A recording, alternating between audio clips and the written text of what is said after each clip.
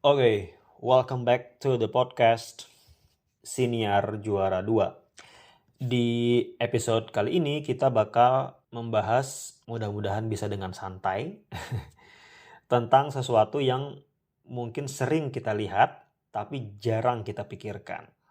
Yaitu pertanyaan, gimana sih perusahaan memilih investasi yang menguntungkan? Oke, apakah pernah kita kepikiran kenapa ada perusahaan yang sukses banget, sementara yang lain bahkan bisa bangkrut? Kok bisa ada bisnis yang berkembang pesat, sementara yang lain mati perlahan? Nah, semua itu ada hubungannya dengan cara mereka, si perusahaan ini, mengatur uang dan memilih investasi. Dalam dunia keuangan, ini disebut dengan capital budgeting. Kita bahas dulu apa itu capital budgeting.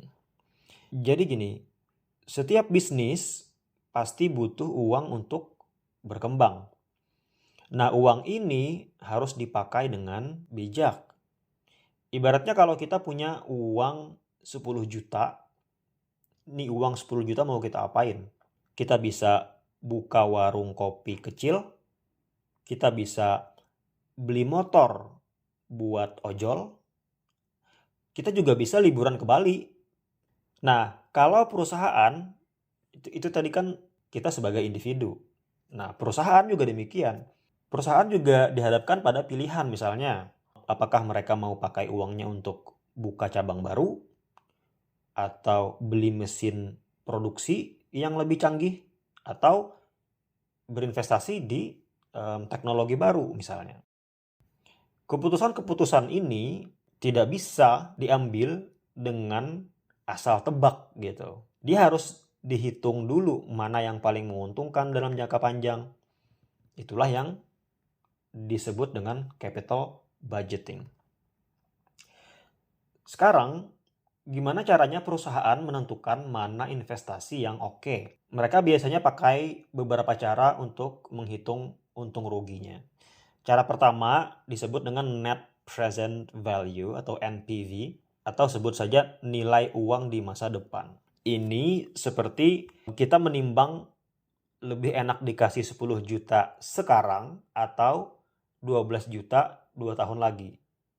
Gitu. Kalau duitnya bisa dipakai buat investasi yang berkembang cepat, mungkin lebih baik diambil sekarang 10 juta gitu. Kalau kita yakin bahwa uang 10 juta yang sama itu akan berkembang dengan cepat, bahkan lebih daripada 12 juta di 2 tahun lagi gitu.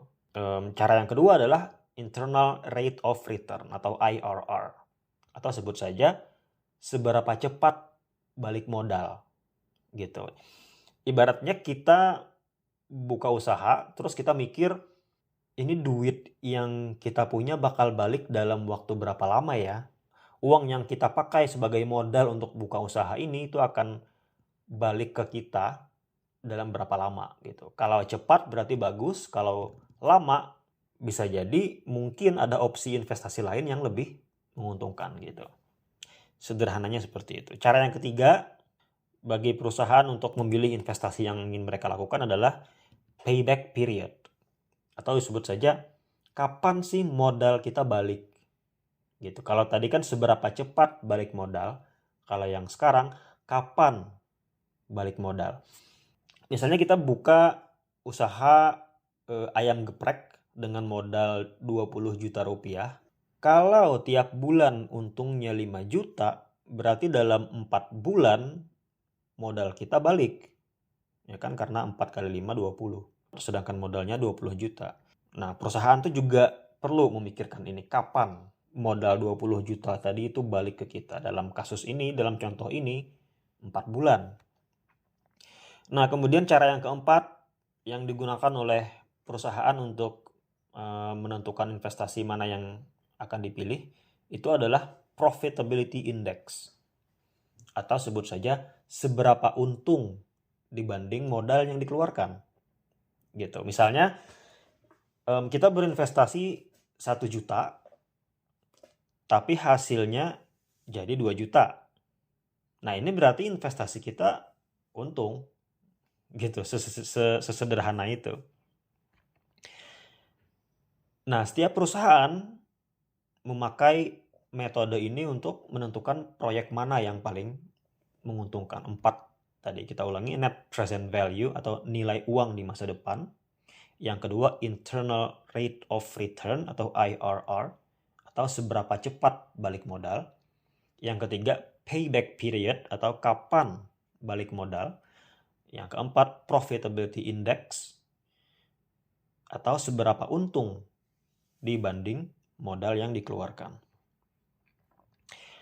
Nah, biar lebih gampang dipahami, mari kita masuk kepada contoh nyata, ya kan. Tesla bikin pabrik mobil listrik. Tesla harus memutuskan apakah mereka mau bikin pabrik besar buat produksi baterai mobil listrik. Ini butuh investasi miliaran dolar, tapi setelah dihitung-hitung, hasilnya bakal untung besar dalam jangka panjang.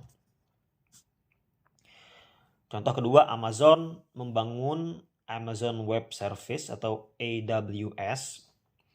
Jadi dulu Amazon cuma jualan buku dan barang-barang online, tapi mereka melihat ada peluang dalam layanan cloud computing. Nah, dengan perhitungan yang matang, mereka investasi besar-besaran dan sekarang AWS adalah salah satu bisnis paling menguntungkan di Amazon. Kasus ketiga, kenapa banyak startup itu gagal? Jadi banyak startup gagal karena tidak menghitung capital budgeting dengan baik. Mereka terlalu optimis, tidak memikirkan dalam jangka panjang, dan akhirnya kehabisan uang sebelum bisnisnya bisa berkembang. Dari contoh-contoh ini kita bisa melihat bahwa capital budgeting itu seperti GPS untuk perusahaan. Kalau menghitungnya salah, si perusahaan bisa nyasar dan akhirnya bangkrut gitu. Oke, jadi apa pelajaran yang kita ambil dari topik ini? Pertama, jangan asal investasi. Sebelum kita memutuskan untuk naruh duit di sesuatu apalah itu, pastikan kita sudah menghitung untung ruginya dengan baik. Yang kedua, pikirkan jangka panjang. Jangan cuma memikirkan modal balik cepat, tapi juga pikirkan apakah ini bisa terus berkembang. Yang ketiga, jangan kebawa tren. Banyak orang ikut investasi cuma karena tren tapi tanpa menghitung. Biasanya hasilnya adalah banyak rugi.